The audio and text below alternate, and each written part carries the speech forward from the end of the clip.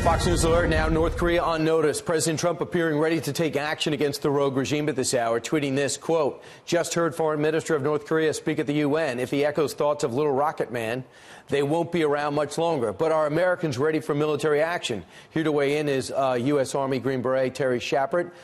Terry, you see where we are right now. We're in unprecedented territory. Some in South Korea are worried, and in Japan they're wondering where this is going. Where do you think we're going with this? First of all, let me tell you this, Kilmeade. I know you're ducking me in New York, and I'm in an undisclosed location in North Carolina, so you'll see me soon. Right. I will find you. I know how to, okay? That's right. I have skills. Hey, listen, nothing should be surprising about what's going on with North Korea. I mean, this is where it was going to be.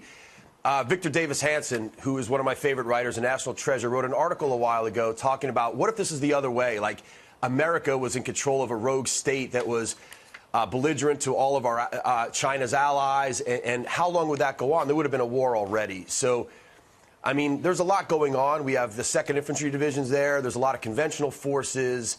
But this is good. This would have had to been done sooner or later. And so, yeah, it's edgy and it's a bit scary, but this has to be done. At least in some way, he has to be put in his place. Right. And right now, if you ask the American people about this, because he does have nuclear weapons, they were asked, and they said 58% favor using diplomatic efforts first, 35% are opposed to doing it. We're at the point now, though, Terry, is whoever was the 45th president would be dealing the same way. But some in the State Department are worried about the bellicose tone of the president. Are you?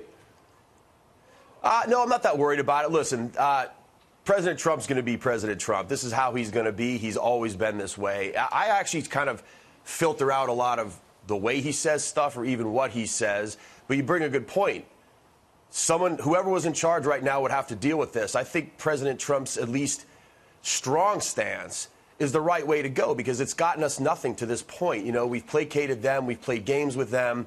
And we've got nothing for it except more threats to us and, of course, our allies, which are very important to us. And we can't discount that. So ignore the talk. I tell people in the U.S., please just ignore the talk and just watch what the president does. More importantly, watch what our enemies do in response to him. That's what really matters. Terry, you know, overwhelmed because of this NFL stuff over the weekend, but last week was a great week for the president and making diplomatic inroads with some of the people we need to put the pressure on North Korea, namely China.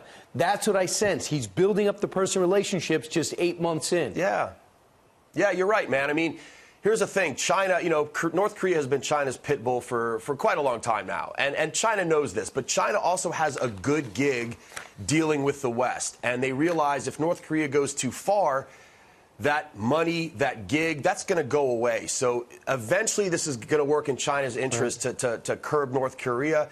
And I think, again, people don't realize that part of the world values strength. It values, you know, someone with an iron fist behind it. And before this, we haven't had a president who was really that way. And I'm glad you put your personal animus towards me to the side to talk about North Korea. Thank you very much, Terry. You know, I did, Brian, because, you know, you and I are sort of friends, and I want to maintain that. I know. Somehow, some way, we'll weather the storm. Thanks so much, Terry.